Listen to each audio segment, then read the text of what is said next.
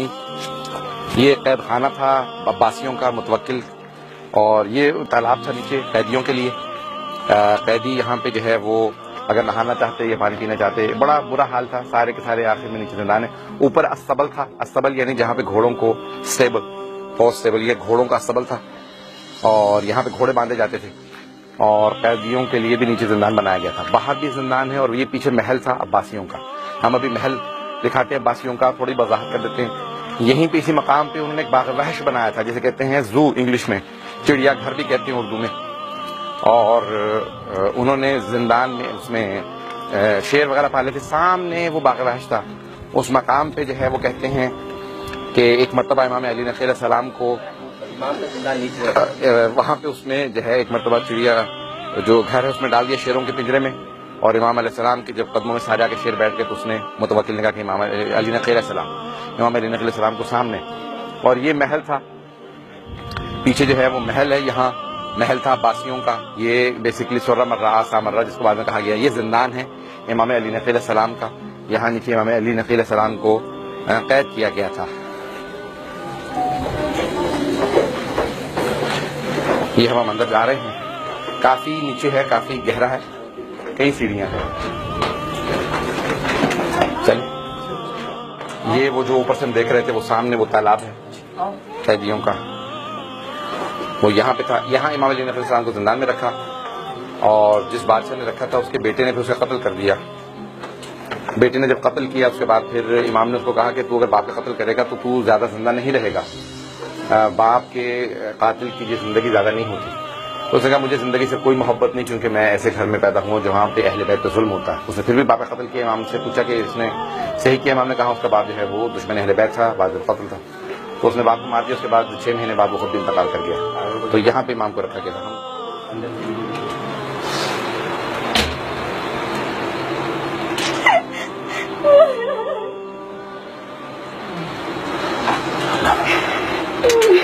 السلام علیکم یا علی الحادی، السلام علیکم یا امام النقی، السلام علیکم یا علی بن محمد، السلام علیکم جمیعا ورحمۃ اللہ وبرکاتہ۔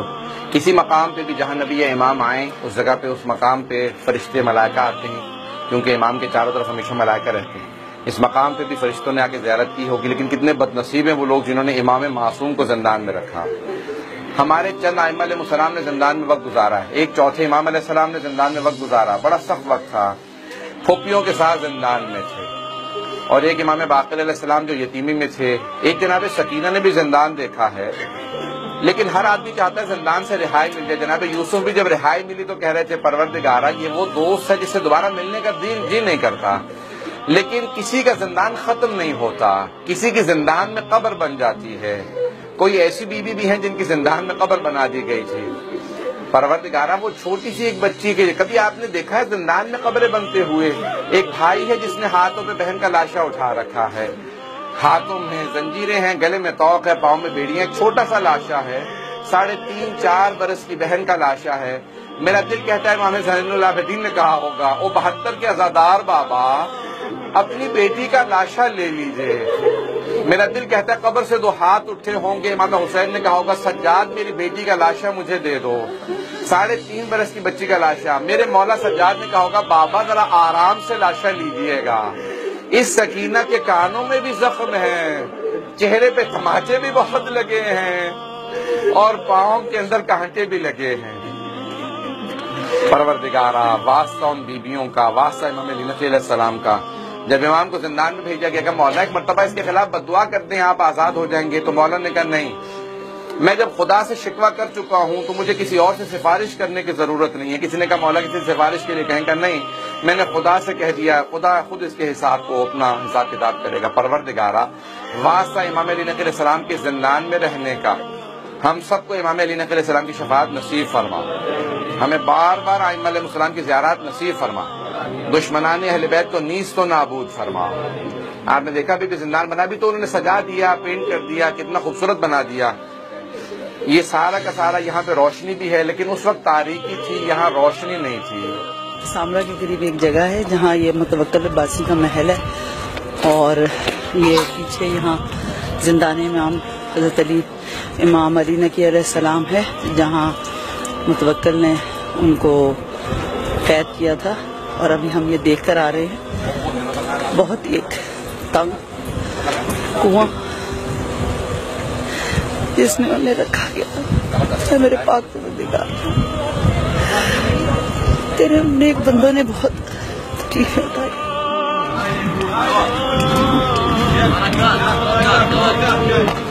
تبارک ہے.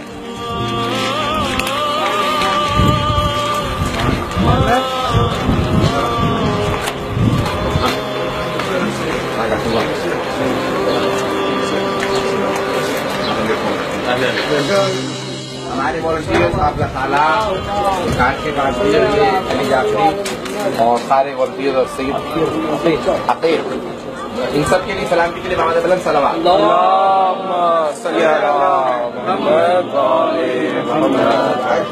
پروردگار ہم سب کو سلامت رکھے، اور یہ تمام کے تمام جو خدام ہیں ان سب کی سلامتی کے لیے محمد بلند صلوات.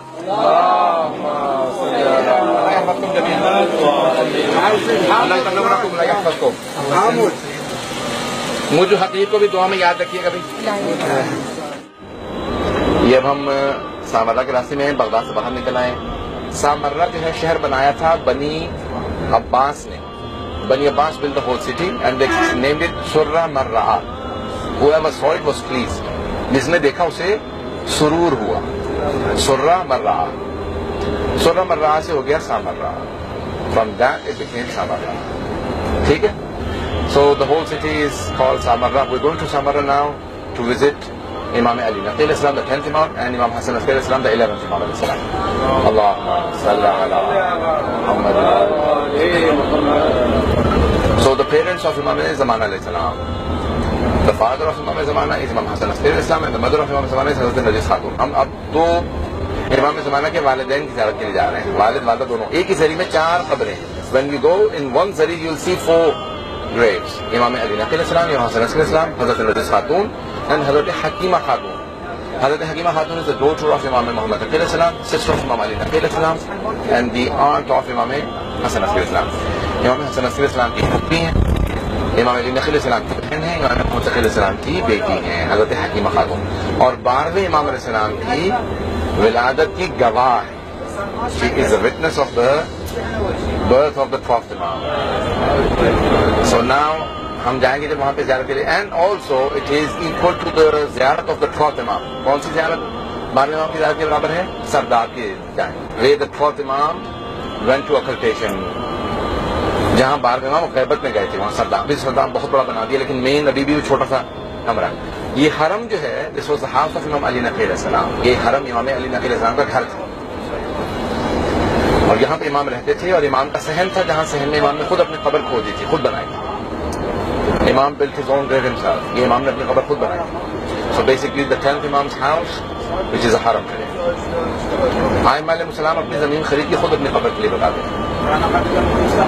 So کربلا امام حسین علیہ السلام نے خرید لی تھی جگہ. So now we're going to